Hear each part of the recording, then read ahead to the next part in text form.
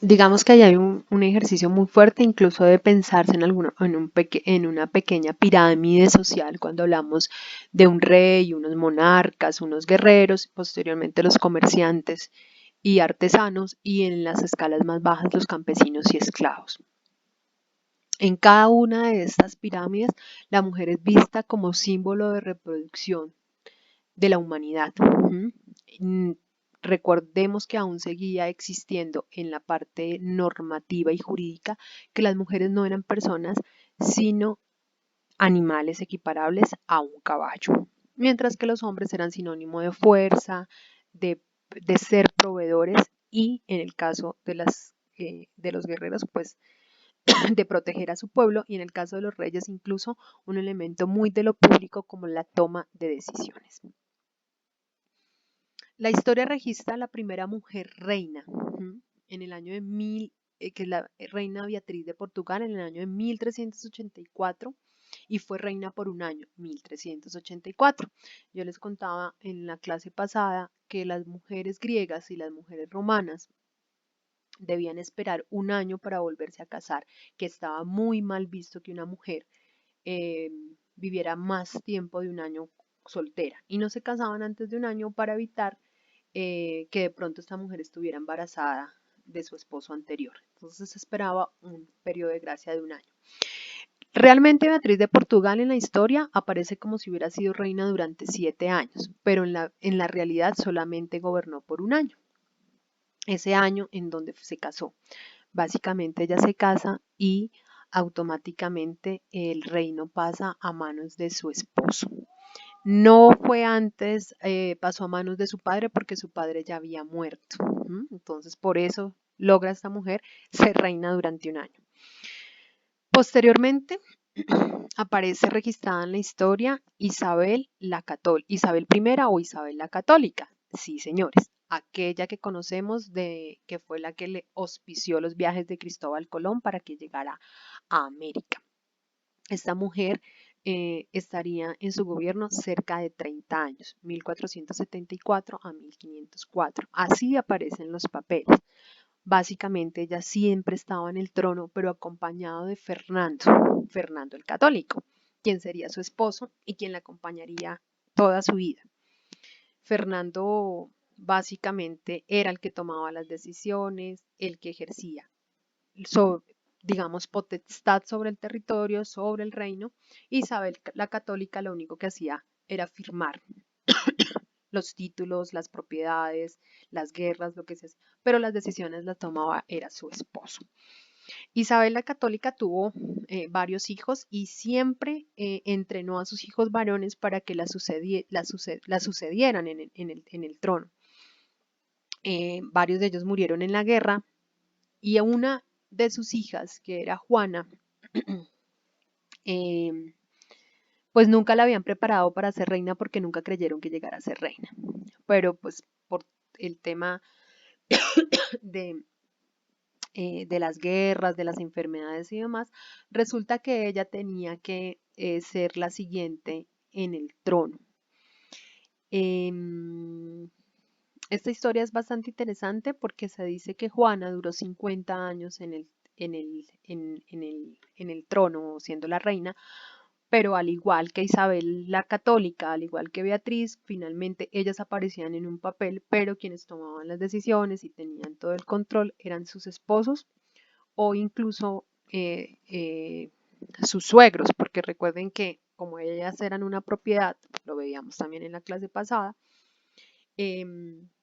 como eran una mercancía, eran vendidas a su esposo y si su esposo faltaba, pasaban a ser parte de la familia de su esposo, es decir, pasaban a ser propiedad de sus suegros, de sus cuñados, de sus primos, etcétera, o en la falta de todos ellos, de su hijo mayor.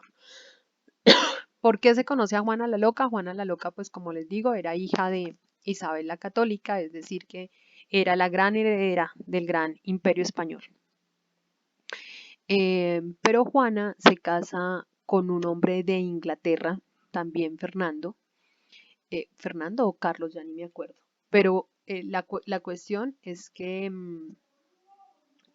su mamá Isabel la encierra por muchos años en España para que no se vaya para Inglaterra.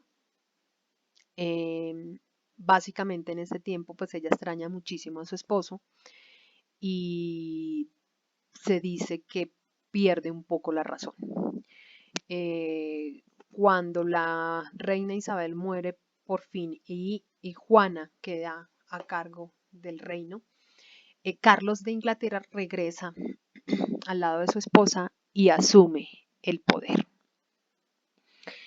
Se dice que la encerró durante 17 años en una mazmorra para que mientras él mantenía el poderío en España y se apoderaba de España, mientras que Juana escribía, digamos, todo lo que pensaba y decía en su encierro. 17 años después, este hombre muere y Juana logra salir de las mazmorras,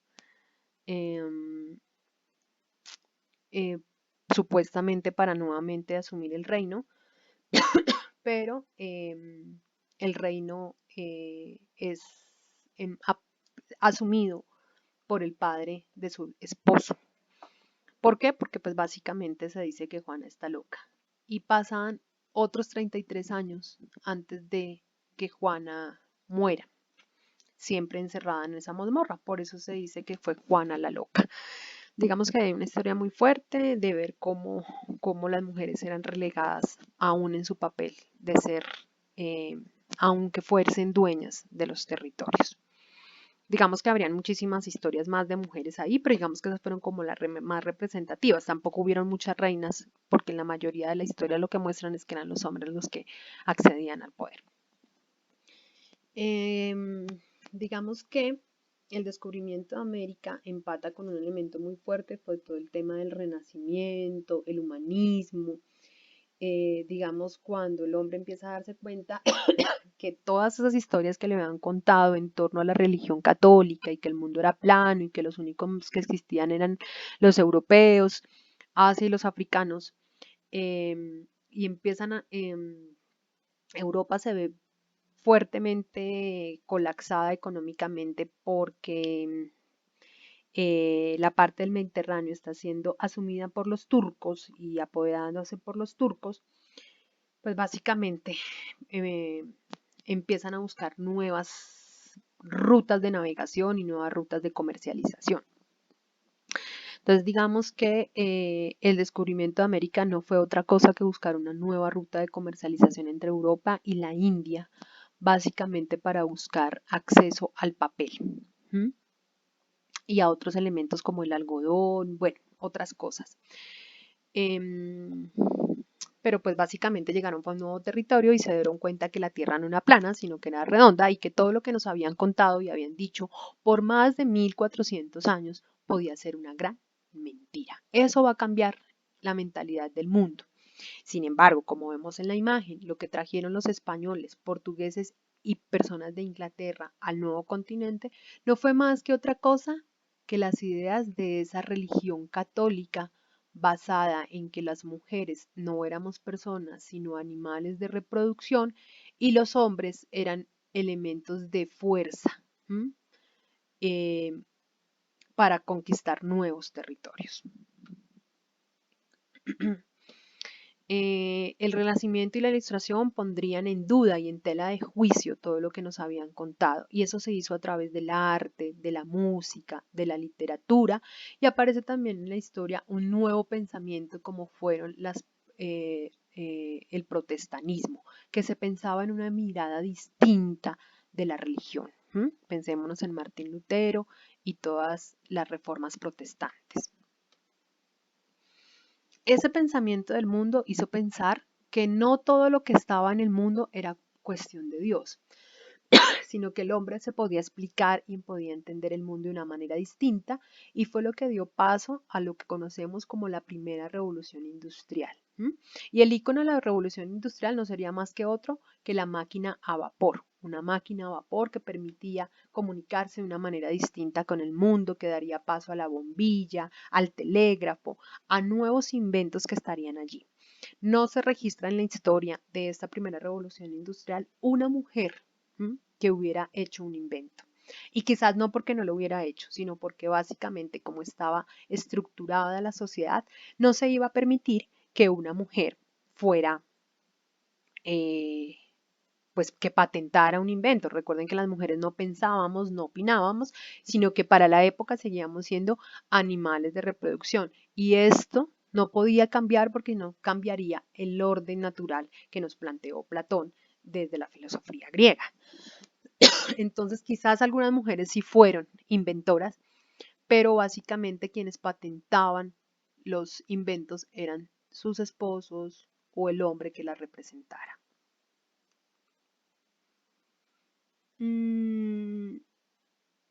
Este cambio de pensamiento, la idea de que éramos ahora, que podíamos crear cosas, hizo que en la mentalidad de los seres humanos se pensaran que, no, que ellos al crear cosas también podrían ser dioses.